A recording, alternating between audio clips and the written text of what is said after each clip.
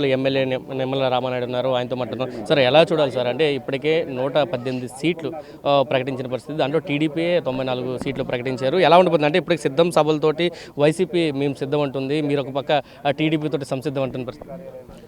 ఈవేళ ఏదైతే సిద్ధమని ఏదైతే జగన్మోహన్ రెడ్డి చెప్తూ ఉన్నాడో, ఈవేళ ప్రజలు కూడా సిద్ధంగా ఉన్నారు. జగన్మోహన్ రెడ్డిని ఇంటికి సాగనంపడానిక లేకపోతే జైలుకి పంపడానిక అనేది రేపు రాబోయేటువంటి రోజుల్లో తెలుస్తుంది.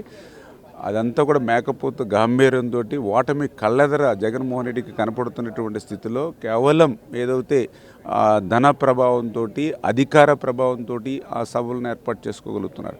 అదే తెలుగుదేశం పార్టీ కానీ జనసేన సభలు మీరు చూస్తే స్వచ్ఛందంగా, ఎందుకంటే మాకు కింద డోక్రా కానీ వాలంటీర్స్ కానీ స్కూల్స్ కాలేజెస్ బస్సెస్ కానీ ఇట్లా ఏమీ సహకారం లేకపోయినప్పటికీ కూడా స్వచ్ఛందంగా ఈరోజు మరి ఈవేళ ప్రజల ముందుకు వచ్చి మా సభను విజయవంతం చేస్తున్నటువంటి పరిస్థితి.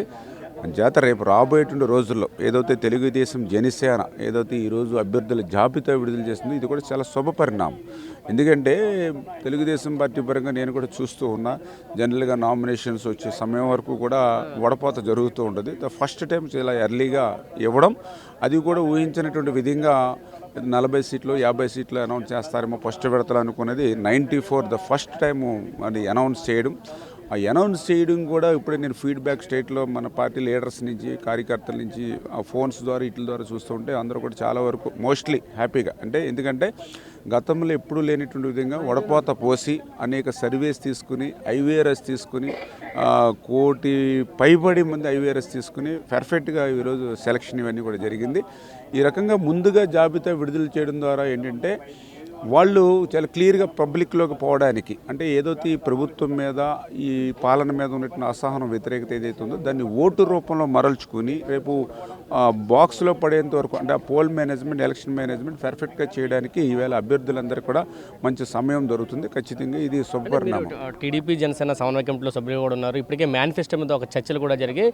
ఈ 28వ తారీఖున సభలో ఏమైనా మేనిఫెస్టోలో కొన్ని ఏమైనా చేర్చబోతున్నా ప్రకటించబోతున్నా, ఇటువంటి ఉండబోతున్నా అంటే ఈ మేనిఫెస్టోకి సంబంధించి కూడా ఇప్పటికే 3-4 సార్లు కమిటీ అంతా కూర్చుని డిస్కషన్ చేసుకొని ఒక ముసాయిదా, అంటే కొద్దిగా మ్యూచువల్గా కొన్ని వీటి మీద అండర్స్టాండింగ్ రావడం జరిగింది.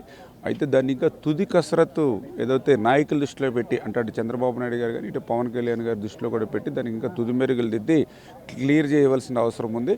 అది ఇంకా నాకు తెలుసుండి ఇంకా సమయం ఉంది కాబట్టి ఇంకా ఆ మేనిఫెస్టో ఏదైతే ఉందో అది ప్రజారాజ్యంగా ఇవ్వాలనేటువంటి ఆలోచన, సంక్షేమానికి పెద్దపీట వేయాలి, అభివృద్ధిని కూడా అట్లా చూడాలనేటువంటి ఆలోచనతో ఉండేది. కాబట్టి నాకు తెలుసుండి 28వ తారీఖుకి మేబీ ఇంకా అది సమయం సరిపోదు మేనిఫెస్టోది. చేత నెక్స్ట్ మీటింగ్స్లో, ఎందుకంటే ఇప్పుడు ఏదైతే ఇక స్టేట్ లెవెల్ ఏదైతే మీటింగ్స్ కండక్ట్ చేస్తూ ఉన్నామో ఇంకా ఇది ఇంకా 1-2-3 సభలు ప్రాంతాల్లో జరుగుతాయి కాబట్టి నెక్స్ట్ మీటింగ్లో ఆ మేనిఫెస్టో మీద రిలీజ్ చేసేటువంటి అవకాశం ఉంటుంది. రెండో లిస్ట్ ఎప్పుడు రాబోతుంది?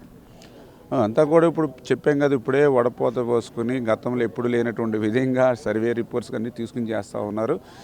ఏదైతే అవి కూడా తొందరలోనే, ఎందుకంటే ఇప్పుడు ఏదైతే తెలుగుదేశం జనసేన అంటే చాలా క్లారిటీగా సీట్ల విషయంలో క్లారిటీ వచ్చేసింది. ఏదైతే వాళ్ళు 24+3, అదేవిధంగా ఈ మిగిలిన బ్యాలెన్స్ టీడీపీ, ఒకవేళ ఏదైనా భారతీయ జనతా పార్టీ ఏదైనా ఎన్డీఏలోకి మేము ఏదైనా వెళ్ళే అవకాశం ఉంటే మిగిలిన సీట్స్లో, అంటే ఇవన్నీ కూడా ఉంటాయి కాబట్టి కొంచెం టైం పట్టొచ్చు నాకు తెలిసిన వరకు.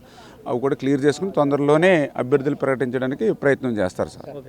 ఇది చెప్తున్నారు. పూర్తిగా జనసేనకి సంబంధించిన సీట్ల విషయంలో అయితే క్లారిటీ వచ్చింది. 24+3 27 సీట్లు, 3 పార్లమెంట్తో కలిపి 27 సీట్లు కన్ఫర్మ్ అయింది. మిగతా సీట్లన్నీ కూడా టీడీపీ పోటీ చేస్తుందంటే రామానాయుడు అయితే క్లారిటీ ఇచ్చారు. ఒకవేళ ఎన్డీఏ కూటమిలో చేరి బీజేపీ వస్తే మాత్రం కొన్ని సీట్లు బీజేపీకి వెళ్తాయి తప్ప జనసేన మాత్రం క్లారిటీగా 24 సీట్లు అంటూ కూడా రామానాయుడు చెప్తున్నారు. కెమెరా పర్సన్ విజయ్తో కలిసి సురేంద్ర RTV, విజయవాడ నుంచి. మరిన్ని వీడియోస్ కోసం ఛానల్ ని సబ్స్క్రైబ్ చేయండి, లేటెస్ట్ అప్డేట్స్ కోసం వాట్సాప్ ఛానల్ ని ఫాలో చేయండి అండ్ లింక్ డిస్క్రిప్షన్ లో ఉంది.